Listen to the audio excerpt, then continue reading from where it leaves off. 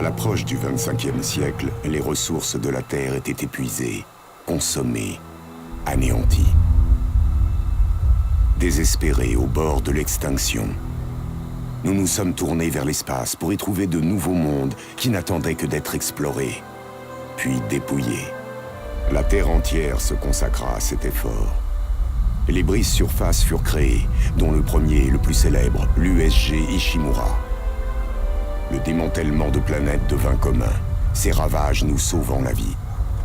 Un jour, Aegis 7 finit par attirer les convoitises. Interdite d'accès depuis des siècles, ses promesses ne résistèrent pas aux sirènes de la corruption.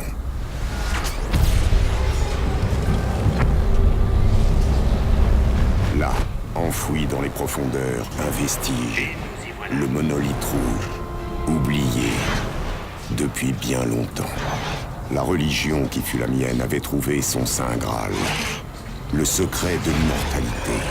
La mort n'est que le début. Soi-disant. Il n'apporta aucun salut. De la foi des États! Mais un grand fléau. La folie, la mort, le chaos. Et les nécromorphes.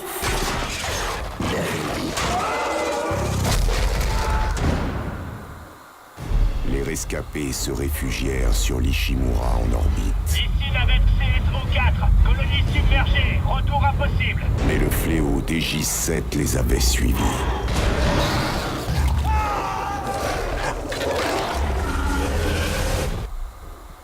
En quelques heures, l'Ishimura sombra.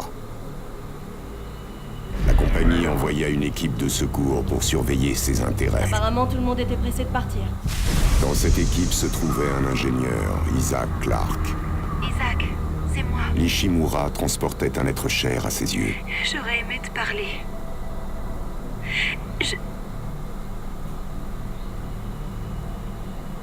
Dans le noir, Isaac croisa la mort.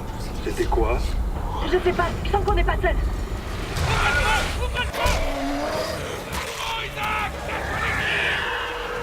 Et le monolithe rouge. Il n'était ni divin, ni extraterrestre, mais fait par l'homme. Un moyen de contenir l'épidémie. Isaac croisa aussi Nicole. Merci, Isaac. J'ai toujours eu foi en toi. S'étant donné la mort, elle n'était qu'un mirage du monolithe. Isaac parvint à s'enfuir.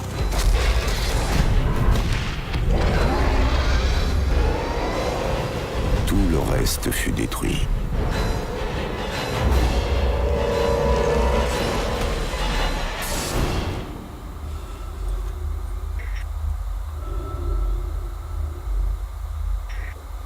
Trois ans plus tard, il se réveille dans un hôpital sur la station Titan, métropole humaine sur la plus grande lune de Saturne. Isaac a survécu, mais son esprit court un grand risque.